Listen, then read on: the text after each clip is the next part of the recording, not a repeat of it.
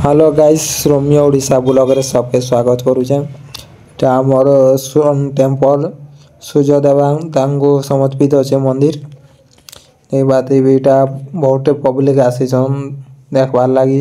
Konark temple एटा हमर ओडिशा रो पुरी जे सूर्य देवता को समर्पित अच्छे मंदिर टा।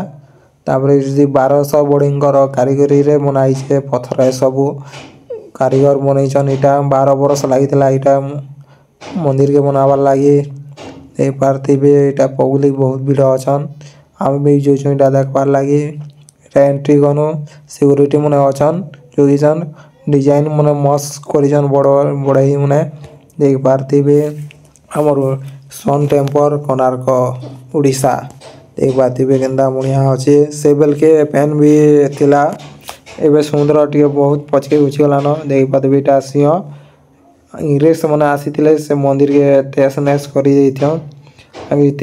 इतिहास बढ़िया আছে पूरा। आपको अच्छा लगा होगा लाइक करना सब्सक्राइब करना।